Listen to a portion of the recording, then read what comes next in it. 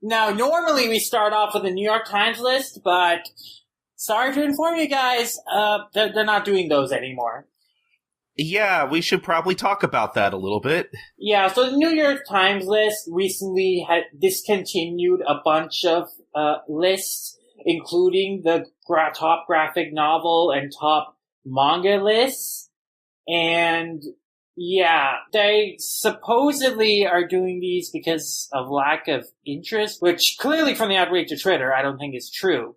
And they claim that they're going to replace these lists with more focus on this content, which, well, they certainly didn't announce that they were going to go do that in like a press release beforehand. The big thing that's very suspicious about this is that they gave no notice to publishers that they were going to discontinue this list, and they made no press release about this. This is just something that, subscribers to New York Times, found out about, and then they raised commotion, and then afterwards, New York Times put out a response. And see, the big problem about this, and we'll get into just generally, in terms of the graphic novel industry as a whole, is that the New York Times top graphic novel list highlighted a bunch of comics people normally wouldn't think of as being extremely successful and popular. There's the comics from this one female artist, which I should have prepared better notes to say. Raina Telgemeier? Yes, her. She dominates the list. She dominated the graphic novels list. Her books... Literally never left it from the point that Smile came out. There was always something by her on there. Yeah, her books dominated.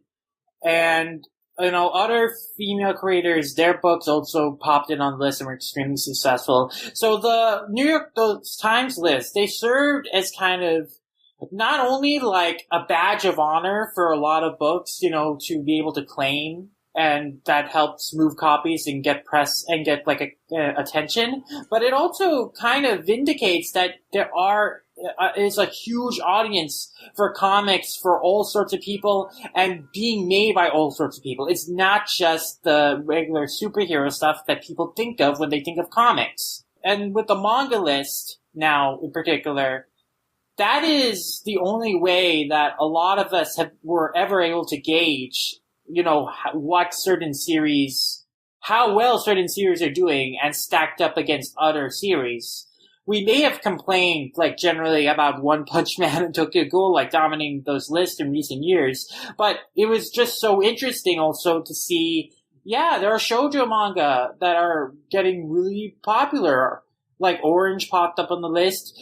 Princess Jellyfish appearing on the list was a huge deal and a huge, wave of satisfaction that was very exciting to talk about and think about. Haikyuu success on the list was extremely important to see and was very exciting to think about. This list, the manga list served as a great gauge for both fans and publishers to see how well certain titles are stacking up against each other, noticing trends, and then, what's changing and where the audiences are. And, they still have their own personal information, but the lack of, competitive, let's see how this is stacking up against this other series from this other publisher, that loss is huge, and especially for fans who want to keep up with these trends like us and see what is changing in terms of where the readership is and the demographics are. But the ultimate big thing that I have to criticize this decision for is the suspicious politics behind it. So recently, our great president, Donald Trump, he criticized Senator John Lewis and kind of attacked him on Twitter. And in the wake of that, Lewis's graphic novel trilogy March gained a significant amount of more sales and started dominating the Times list again. And it was doing extremely well on there. It was on there. It was number one for 6 weeks recently.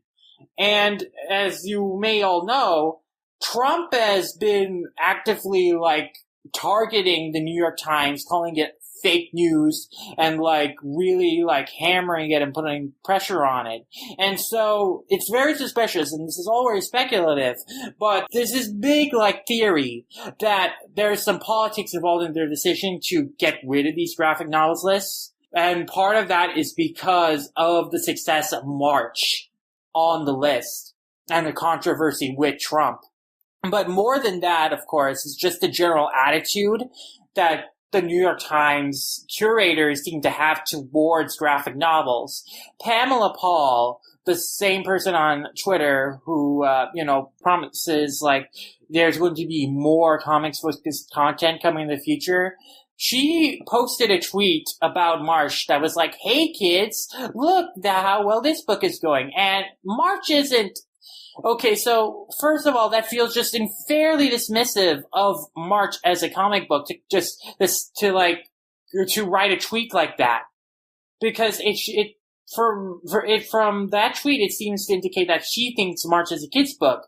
But you look at March and what it's about, Senator John Lewis's struggles, like during the civil rights movement, it isn't a simple kid's book. Yes, as she so often likes to claim, it is written for grades 8 and up, but it is just like a powerful political book, and it isn't just a simple kid's book, and it deserves like a little more respect than that. And like the biggest thing, like looking just through all the discussions she's had with other comics creators, is like that Pamela Paul didn't seem to really have read March or really have an appreciation for comics at all. She considers comics a genre instead of a medium, and she never mentions specifics about March when she when people call her out on it. She just says March won these awards for children's books, and she never mentions like specifically what about March is great for children, outside the most vague things. And it's all, and not the, like heavily harp on Pamela Paul or anything. Like, I don't know her personally, but like her comments are really indicative of this attitude, this elitism that like looks down on comics and dismisses them. That is really disappointing and concerning.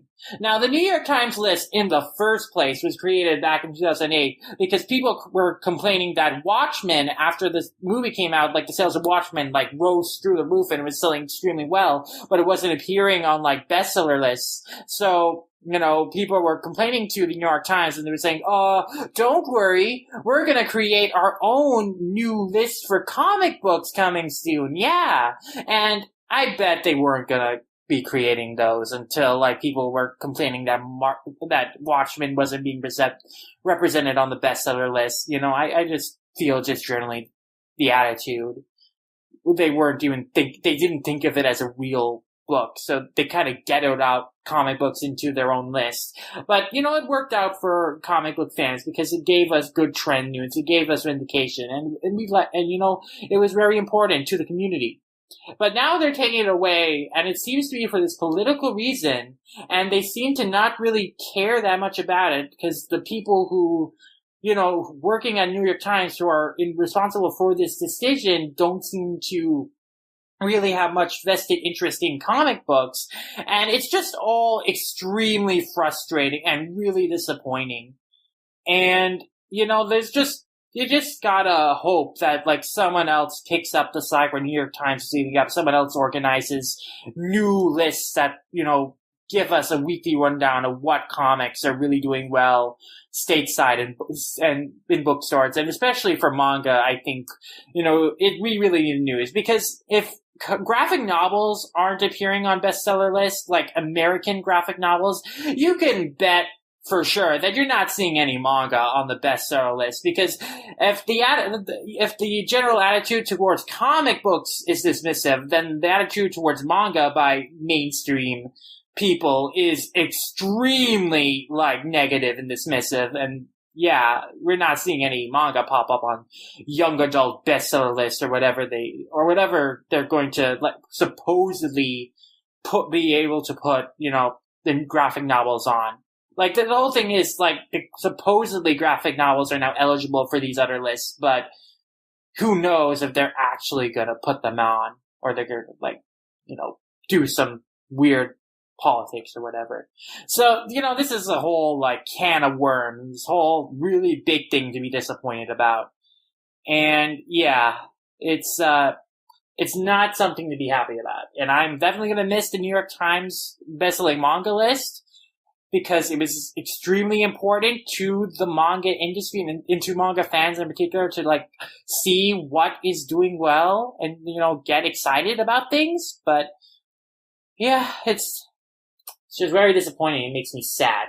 It makes me want to drink. But here's some things going on. Like, it's absolute bull if it is the case that, like, March's presence there was an issue, considering all the petty arguments Trump gets into. Especially considering that's a comic that's going to go down in the same sort of way that, like, Mouse or Barefoot Gen has, where it actually becomes a teachable book, like, that is put in the hands of, like, students so they can read it and understand things both about the art form and about how the representation of history for the art form can work. Like, it's madness to try and downplay the importance of March. Like, it's a huge book. But there's also this other element, you didn't really touch on it here, but I think it's worth mentioning. Being able to have a reprint or a future volume in a series, say, a New York Times bestseller, is supposed to be this mark of prestige. Like, there's signs that having it actually on the book is really good for evergreen sales. Yeah. And so a part of me wonders if there's been this sort of stupid fear in the minds of the New York Times and the relevant department to kind of go like, oh, is it losing its prestige because it's being used on a less traditional written format? I wouldn't be surprised. I'm wondering if it is like a prestige move, if they're going like, written authors don't seem as happy that they're able to see comic books with this same thing on, let's take it down. Like, that seems as likely as a political move to me, and in either case, it's really wrong-headed. Yeah, it's just, there's no good reason for why they've done this. And it remains to be seen if they're really going to follow through on their promise to give comics more coverage.